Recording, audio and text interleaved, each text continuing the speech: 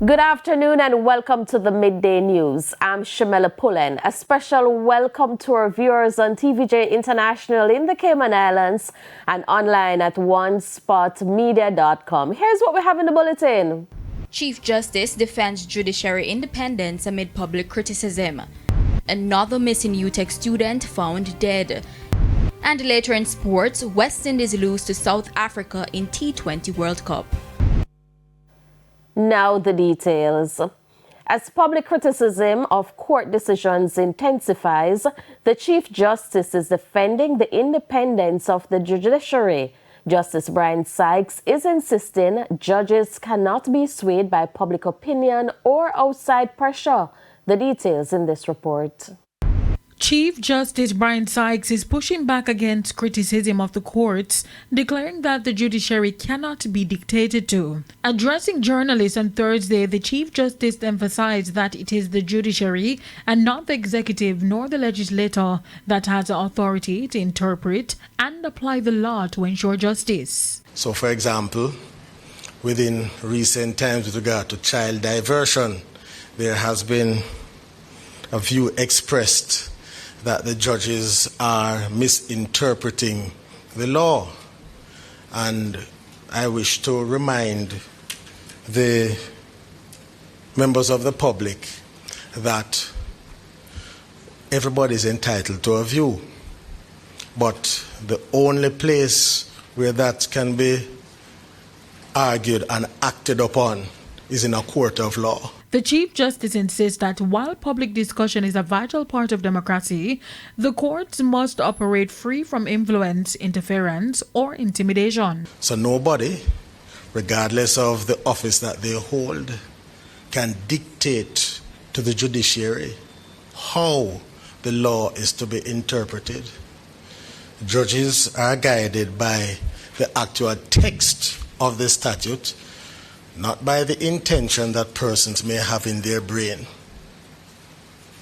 And the text of the statute is the collective will of the Parliament, comprising the House of Representatives and the Senate.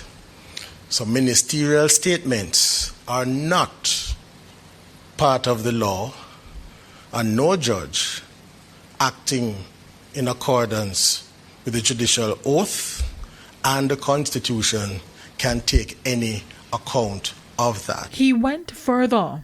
If the view is that the law is unclear, then there is a mechanism.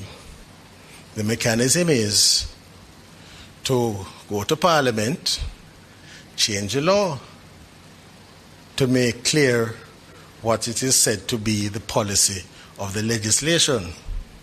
Because during the legislative process, a bill goes to Parliament, and as it goes through the process, the other members of Parliament, other than the promoter of the bill, they have the right and indeed the obligation to make their views known on the content of the bill.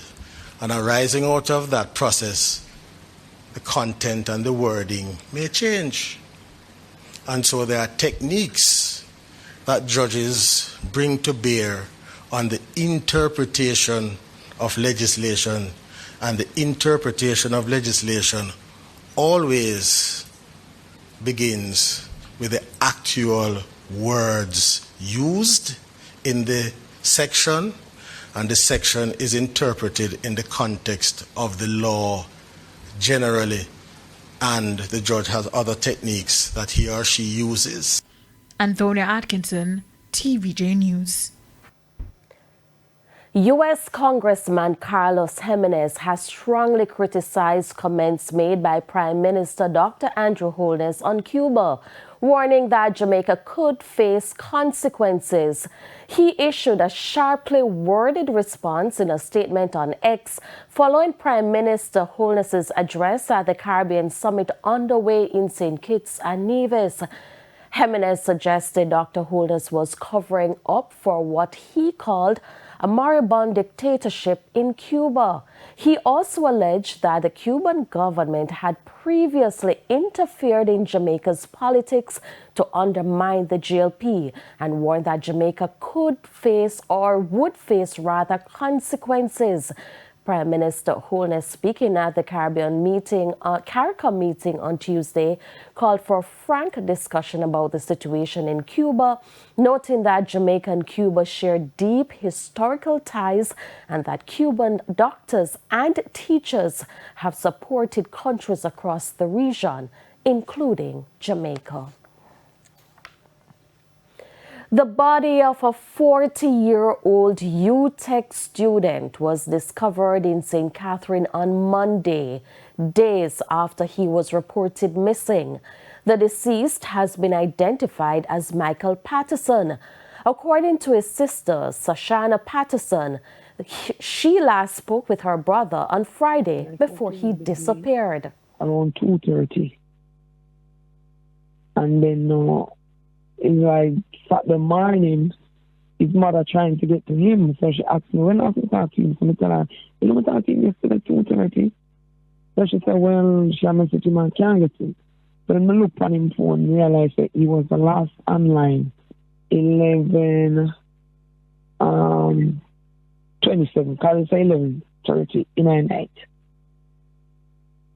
So me I assume it's a Friday night. Because he never go home at the night and he never reach home back at the morning, which he would have. She said he only recently started working with a ride-sharing company in Drive to fund his university education. The policemen, them said them find out about it Monday. So it was Tuesday, no, we identified him. Where was it? Where was the body? Mm-hmm. Well, them say, Outlands off Oliver Road. That's in St. Catherine. Meanwhile, President of the University of Technology, Dr. Kevin Brown, described the incident as sad and unfortunate. Dr. Brown expressed hope that the ongoing investigations will thoroughly determine the circumstances surrounding the student's death. I'm deeply saddened to learn that we've lost a student from our School of Engineering. His name is Michael Patterson, a third-year engineering student who, from all accounts, was a good student, someone that was doing well in school, someone that appeared very committed to his studies. And I'm heartbroken to learn that he lost his life under what appears to be rather tragic circumstances. The investigations. Last year, the remains of UTech student Anissa Dilworth were found at a beach in St. Catherine after she was reported missing. Dr. Brown is urging students to exercise caution and remain vigilant whenever they are off campus.